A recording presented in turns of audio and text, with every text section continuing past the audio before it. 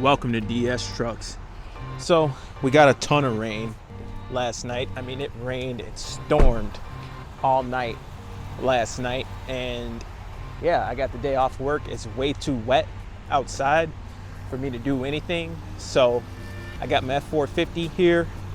It is due for a regen, so I'm gonna go ahead and drive it, let it do its thing, let it do its OCR, operator command regen. Check this out though. This guy on this bike, that's actually the security guard. That guy is the security guard from the storage where my truck was stolen. There he is right there. That goes to show how shady their security was. Not that he had anything to do with it, I don't think. But,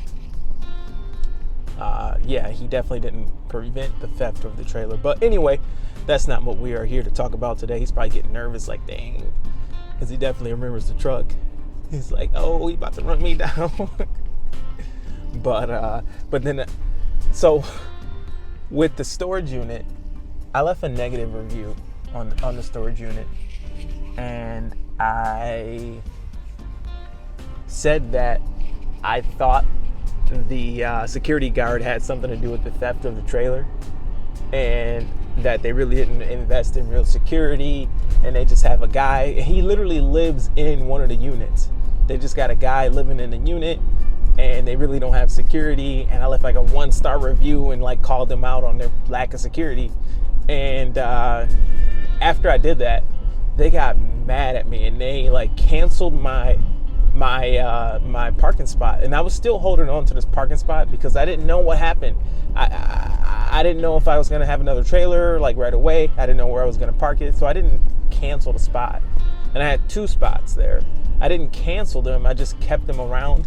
But then they canceled my subscription, and they didn't even tell me that they canceled my subscription, but they just canceled my subscription without telling me. So it was pretty messed up that they did that. And I was like sitting there one day. I went there because I was going to order dinner, so I stopped in the parking lot and I parked in my spot, but nothing was in my spot. And then the manager drove by and was like breaking her neck looking at me. She's like this is my spot, but they never told me that they took the spot from me. So I could have like parked there and never. It's just a terrible situation, terrible company. Ugh. Premium self-storage, horrible company. But nonetheless, we got the day off from mowing. It's too wet. It rained like nobody's business last night, and there's just no way. There's no way. But I'm curious of how much damage was done from all this rain and wind that came down. It was pretty insane, guys. It was pretty insane. But I do have the camera up top. I did hit record. I did hit record up there, so it should look a little better than just basic video. But yeah. But you know, one of the things I wanted to talk about today is the struggle that we've been having here with the younger generation. You know, the younger generation, they're not the same. You know, there's so many more distractions that they have compared to even me. And I'm not even that old of a guy, but even me who grew up in the 90s, I didn't have the internet. I didn't have a cell phone. I didn't have all these different distractions that just, they're not good for us. They're not good for us as adults, but they're really not good for us as young adults. You know, even if you're 20 years old right now, if you're 20 years old right now, you haven't experienced as much or maybe any life without this new technology, these new distractions, the Instagram, the Insta models, and all this stuff it's just not good. It's not all good. You know, some of us, we try to make stuff that's somewhat good, or it's just, you know, maybe I'm working or maybe I'm doing something. But a lot of this stuff that's on social media is just nothing. It's just guys doing nothing, kids doing nothing, anything for attention. So I feel like the younger generation is way different, and I get frustrated, guys. I get frustrated with these younger people, and I caught myself getting upset, you know, about the work ethic and how they're not like really, for the most part, they're not stepping up. Sometimes, yes. Sometimes there are some young guys, but a lot of them also don't need anything. They don't. That's a problem when there's a guy that doesn't need anything. You know, it's not a good thing. Not a good place to be when they're still with their parents. And like for me, when I was 18, it was like, you know what? I got to get out of the house. I got to get my own place. I got to figure stuff out. There's an ambulance coming.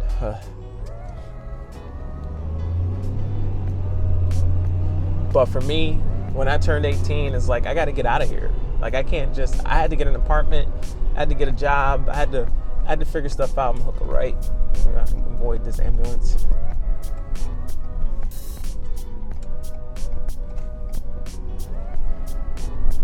But yeah, it's like the lack of a need. But then I find myself getting frustrated with the younger generation, and it's like I realize that I can't be mad at the younger generation for not being able to grind. This guy coming this way? Hope not. For not being able to grind like I can, because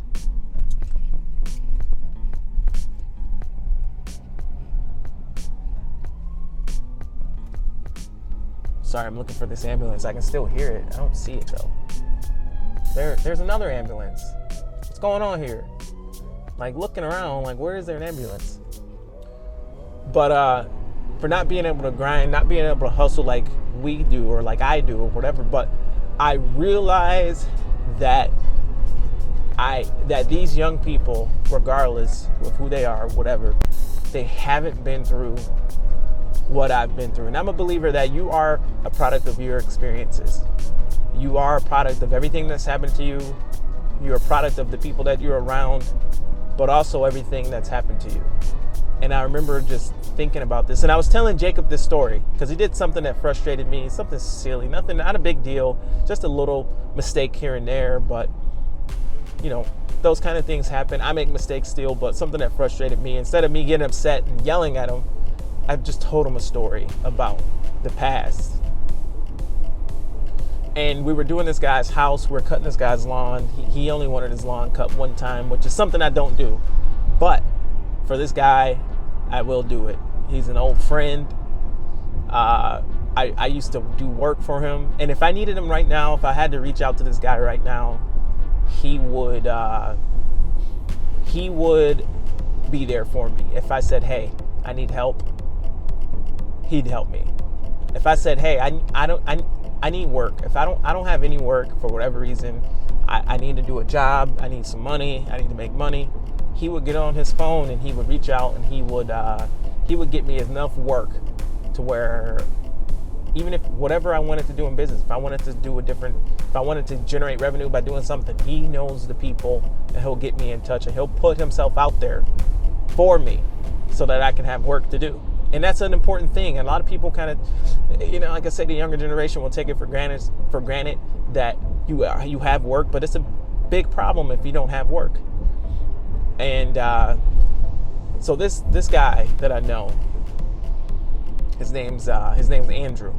This guy Andrew, who has a big real estate agency here in the city, who you never know if you saw his house. He's got a small house. He's got a small bungalow. Doesn't have a whole bunch of square footage. Doesn't have a big lot. Doesn't have a fancy car. Nothing like this. This is crazy. That's an F450. This is very, very excessive. He's got nothing like that, but he's got the ability to have anything. But he's just more of a humble kind of guy. And I was telling Jacob as we cut his lawn, and I said, you know, this guy Andrew, he's a big player in the city. He's got a big firm. He's got all kinds of real estate. He's like a Keller Williams. You know how Keller Williams has their franchise. I think he's only got one location, like a agency and a brokerage and all this stuff for real estate. I think he's got a partner or something, whatever. But you never guess that he was a big player where he could help you out. If you needed work, he can get on the phone and have you working. If you wanted to do real estate, he was like, hey man, do you want to sell houses? And I didn't want to do it, so I didn't do it. I didn't follow through with it. But if I wanted to sell houses, I could be a big real estate guy right now. He'd probably coach me and whatever. And I was like, I was telling Jacob, you never guess it, but he's a big player. He's got a small house. He's got a small lot. He doesn't show that he has a bunch of money. And what I think is people like that, their values are just different. They're not trying to get the big house, the big mansion, or the big ranch, or the 3,300 square feet. They're not interested in that. They're interested in whatever. They're interested in hunting. I think he was out on a hunting trip or something. It's really why he wanted me to maybe cut his lawn one time. I don't know. Maybe he's out, maybe he just doesn't like, some people don't want to be in the house anyway. Like, what's the point of getting a big house if you're going to be outside of your house all the time grinding anyway? So maybe that's where he's coming from. I don't know. But people have different values. And just because somebody doesn't have a big, massive house or whatever doesn't mean that they're not successful, or a big fancy car. It doesn't mean that they're not successful. But the point that I was telling Jacob this story is, when I started out my business, is how I met that guy, Andrew. I met him when I started mowing lawns. I didn't have any experience. I had no idea what I was doing, and I was just going through, and I was making a lot of mistakes. I actually started mowing lawns. I started my business out with a push mower. I already had my GMC Sierra 2500 crew cab truck, whatever. I had that, but I wasn't doing anything with the truck. I did do some mobile mechanic work, but that wasn't panning out the way I wanted it. So I got a wheelchair rack on the back of the truck, and I took my parents' lawn mower, and I went ahead and started cutting lawns. And I put an ad on Craigslist, and I was terrible at business. I had lawn accounts all over the state. I had all over different cities. I had like 4 cities in one day. I was mostly driving. It was horrible, and I wasn't making money, but I was so ambitious, guys, and I had so much energy that I don't have anymore today. I don't have the same energy like I had when I was 24, 25. And even still, like, I had more energy at 18, 19, or 20. But honestly, for me, guys, the most energy I've ever had in my life was 24, 25, 26, 27, 28. Now at 30, I can definitely tell that things are slowing down. It's more important what you eat. It's more important how you sleep. It's more important to get your rest.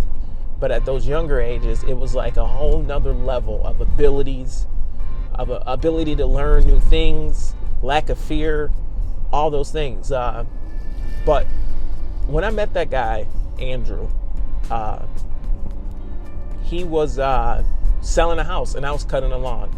So here I am, push mowing a lawn. I got my little brown bag standing up, and I'm putting grass in it. I got a Craftsman push mower. I'm cutting the lawn. I'm whipping a Craftsman mower back and forth, and I'm putting the grass clippings in the bag. And then this real estate agent shows up. He's got a black Sierra as well.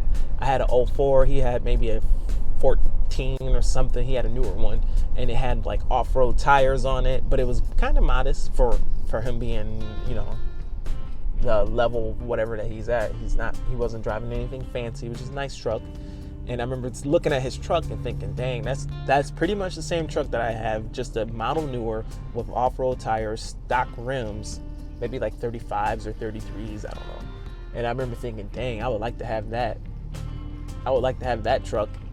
Like, ooh, that'd be perfect. Or those tires on my truck. And I remember, because I was a big Chevy guy, and I remember looking at his truck like, yeah, that's my kind of guy. So he walks up to me and he goes, hey, is this your company? Do you do this kind of work? Are you available to do any jobs? And I said, yeah, I'm taking on customers. This is like my first or second client that I'm doing. And I definitely wanted to take on some more customers. And he's like, I got 2 properties. They need to be done by Monday. And they're overgrown. Can you do it? And at the time, I really was nervous because I was like, I can do it, but I can't do it by Monday. I work at Ford too. So it's Thursday night. Friday, I got to be at Ford. Saturday, I got to be at Ford. Sunday, I got to be at Ford. Monday, I'm going to be at Ford. How am I going to get 2 lawns that are overgrown done by Monday? It doesn't make any sense. So I told him, like, no, I gotta wait. It's going to take me some time. He's like, no, it has to be done by Monday if you want to do it. Dang, look at that tree. It's like snapped in half. Jesus. And he's like, no, it has to be done by Monday. So what did I do? Guys, at the time, I was wearing wrist braces on both my wrists because my arthritis was so bad. I wasn't eating good. I wasn't dieting good. I wasn't eating good. And I wore, a lot of branches broken. I wasn't dieting good. I wasn't eating good, but I was wearing wrist braces on both my wrists. All my joints were stiff because I was working so much. I mean, I'm working after work. And when you're doing that and when you're grinding that much, you got to eat good. I didn't know that yet. But he said, do the jobs. I went out after working at Ford on Friday, and then I did one of the jobs. It was so overgrown. My little lawnmower couldn't cut it, so I had to cut it 10 times with the mower to even get through it. And it was just hard. It was like 2-hour mows after working 12-hour shift. And I did one day, went to work, did the next one after work again the next day, and it was just brutal, guys. It was brutal. But at that age, no factor. I mean, of course I'm going to do it. I'm going to get the money. I'm going to grow my company because all I want to do is grow my company. That's really just my goal, is to just grow my company. So I would go out and do it. But then, it was kind of like, for me, it was kind of like being on a mission. I executed those missions, and then I had more missions from him. So I would go, and just to put in perspective how new and young I was and how doe-eyed young guy I was, I went to this guy's office and I had to pick up the check. I didn't have automatic billing set up and all that. I had to pick up a check, and I go to his office. He's like, hey man, what's up? Oh no, he's all excited. And he's all, how those real estate guys, they're always fired up. And he's like, hey, I can't just give you a check. You need to give me an invoice. And I was like, oh, an invoice? I had no invoicing software. So I went to my car and got like a little invoice pad that I got from Office Max. And I can barely write on it because my arthritis was so bad. So I'm trying to write this invoice out, writing my company name by hand and writing the amount in this little carbon copy. And I've been working on the assembly line. Before that, I was changing semi-truck tires and doing automotive repair. Before that, I was a cook for a couple years. I couldn't write anything. I haven't written anything in years. I barely had any handwriting. I could barely read. So I wrote this invoice all messed up and squiggly, and my hands were all full of arthritis, so I couldn't even press the pen on paper, and I just sat there and grunted it out, and I was kind of upset that I even had to write an invoice. But that's what I had to do because I had no invoices. I think the only invoices I was able to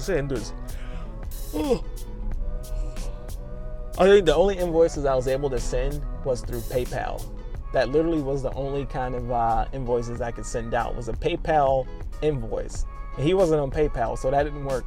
So it got to the point where I would do more jobs for him. I started working on my business. I figured stuff out, whatever. I got some field service. But one day I got laid off from Ford and I called him up and I said, hey, I don't have any work. I need money.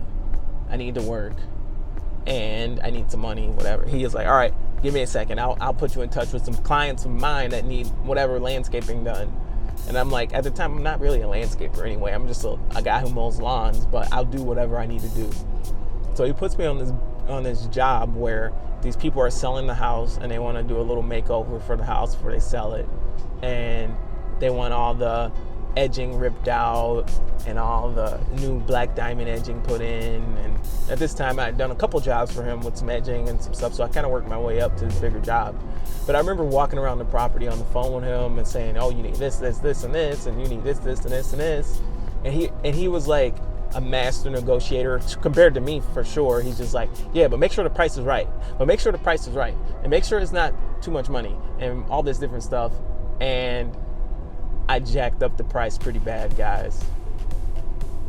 I underbid this job so bad, and I had nobody to help me, and I pretty much messed myself up pretty bad as far as the price. I ended up spending like $200.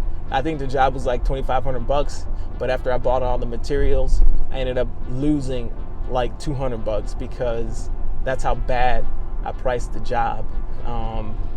Yeah, that was a huge mess. And I remember putting edging in and digging in the ground and trying to install this edging. I remember feeling that anxiety of, I messed up, I'm losing money, I don't have any help. I worked myself so much that week that I had the flu. I worked myself into the flu. I was all dizzy. I'm going to crash the mower.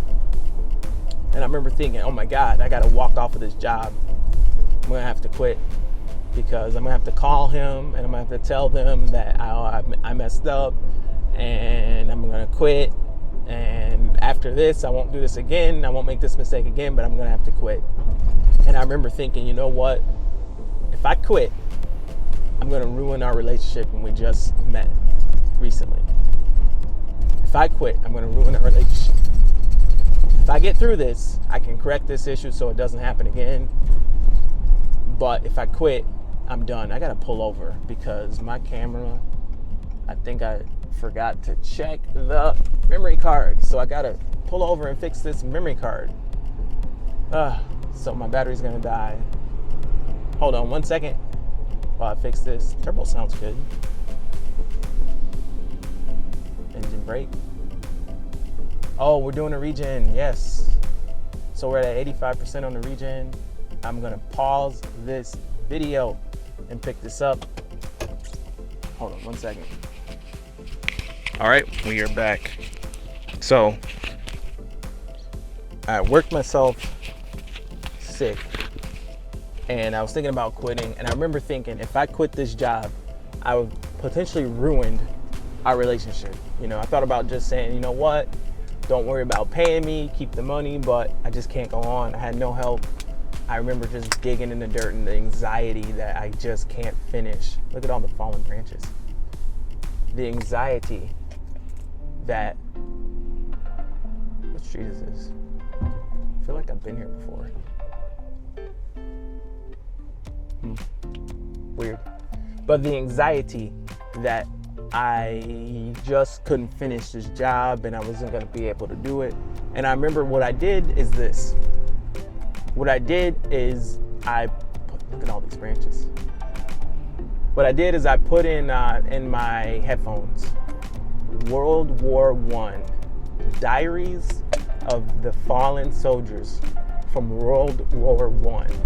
And it was like the book, the diaries that these guys were writing as they were dying on the battlefield. So I guess back then, people would keep diaries.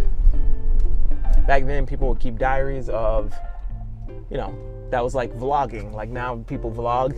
Back in World War I days, they would keep diaries.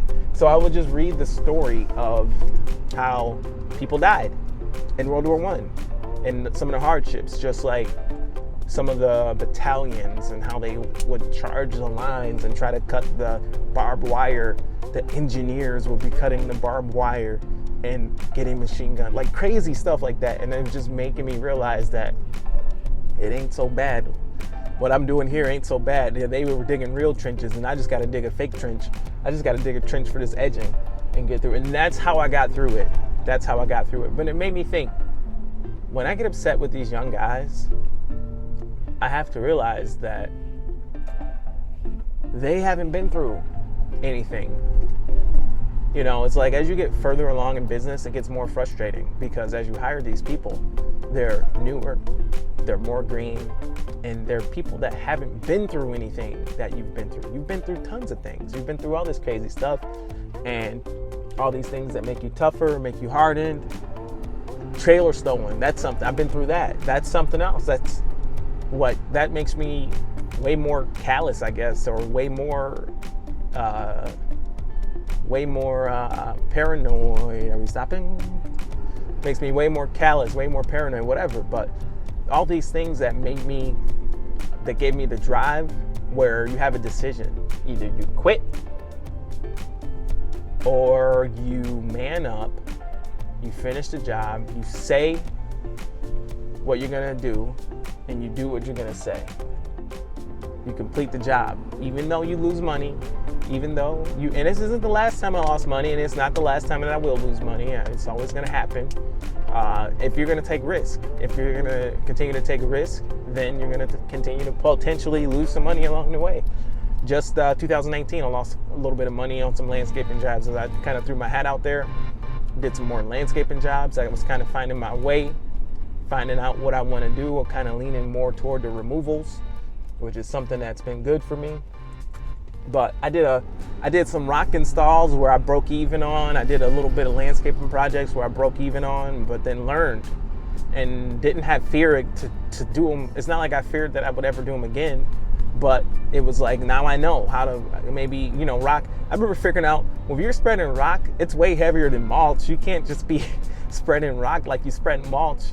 It's different. It's a different thing. It's a different number. It's a different, it's a different job. So, I kind of learned those lessons back in like 2019. 2020, it was just kind of bare minimum. I didn't really have a ton of extra time to do a bunch of stuff because I went from a 3-man crew to just maybe two, just doing. So I just kind of coasting. I've been kind of coasting through, but where I really like to be and what I really enjoy to do is the removals, ripping out a bush, ripping out a landscape, whatever. And that for me is going to be like a stepping stone. Doing removals for me is going to be like my little stepping stone to get me to whether or not I'm going to do bigger landscaping or what. I don't really want to do bigger landscaping, but I do want the business of a bigger landscape business, something more for the kids, a better life for the kids, whatever. But do I want to particularly do landscaping? Not really. Maybe I'll fall into something else, but I need a stepping stone right now. Right now, my stepping stone is, obviously I got the videos, that helps. I've got the mowing. The mowing's cool. I feel like I've been doing it too long. I want to get somebody else out there doing it so that I can go back to doing more of the removals. And then honestly, I'll have a guy doing removals with me or doing removals without me or whatever. That to me is a little bit better margins than just mowing. The bush trimming and all that stuff's cool too. I don't particularly like to do bush trimming, but if I can put another guy on it, Jacob's much better at bush trimming than I am. So if I can put him out on that will be better in my opinion, because I really I don't particularly like the bush trim, but I do like removing bushes. It's just, and Jacob, I don't think Jacob likes to remove bushes. One thing I might want to be getting into is doing those sewer repairs. If you look over to the left, if you can see that, right there is one. They're doing one there. I wouldn't mind having a mini excavator and doing those sewer repairs. It's a big business. The trees get into the root structure get into the sewage, and it messes up the plumbing.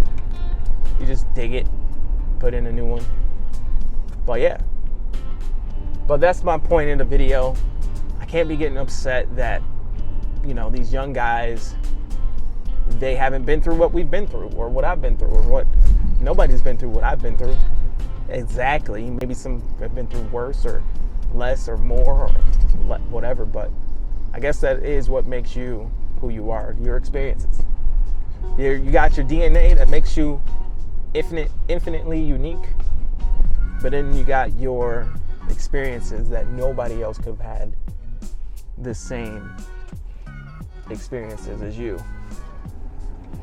So trying to work on things, trying not to be frustrated with the labor of 2021. But that's it for today's video. Thank you for watching DS Trucks. See you in the next one. Have a great day. We're at 45% on the exhaust filter. I got a little bit more driving to do, but thanks for watching. See you next time. Over and out. Bye.